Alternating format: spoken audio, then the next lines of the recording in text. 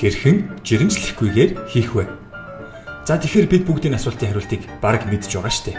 Жишээ нь бэлгэвч, ерөндөг, суулгац, дааврын мух, тариа, наалт, таглаа, бөгж, мөн яралтай уух 72 цагийн гэдэл.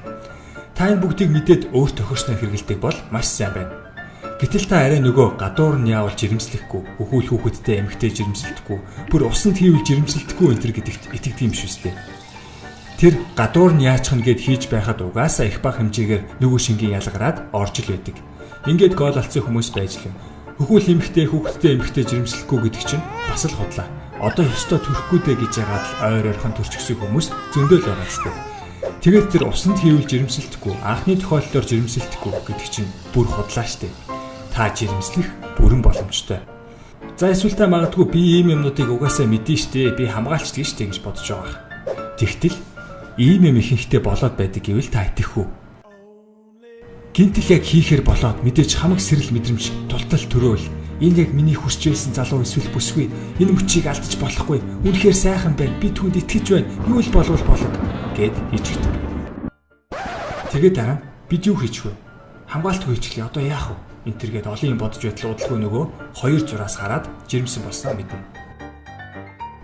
Бас хийсэн хоёр нь өөртөө хүүхэдтэй болж хариуцлага энэ төр үүрэхэд бэлэн биш байдаг. Тэгээд яах вэ? Аборт. Жирэмсэн болоогүй маа гэхэд хамгаалтгүй хийснээс болоод бүр янз бүрийн өвчин авсан байвал яа. Ийм юм л ихэнхдээ болоод 16 оны байдлаар ихэд бэлгийн замаар дамжих халдварын тохиолдол 15,000 орчим, абортод орсон эмэгтэйчүүдийн тоо 19,000 орчим болсон байна. Тэгэхээр ерөөсөө хүмүүс бид цагаа тулахаар ийм амьтанлыг шин чанартай дийлдээд ямар ч өөрийгөө удирдах чадваргүй болдог гэдгээ хүлээн зөвшөөрчих хэрэгтэй. Энэ бол гарцаагүй зүйл. Тиймээс яг энэ мөчөд гэлс эрсдлээ бодож амжингуудаа энийг нээх мэдрэмжтэй эвтэхнэр гой гаргаж ирээд л хэрэгжилчих хэрэгтэй.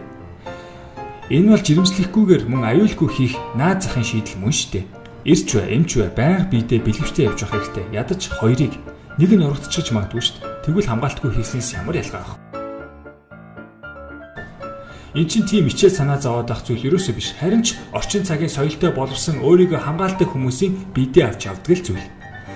Нэрээ хэрвээ бэлэн биш хамгаалтгүй тохиолдолд тисэд өнгөрчих хэрэгтэй шүү дээ. Харин бүр тисэхгүй байгаа бол мэдж байгаа сте нөгөө юу?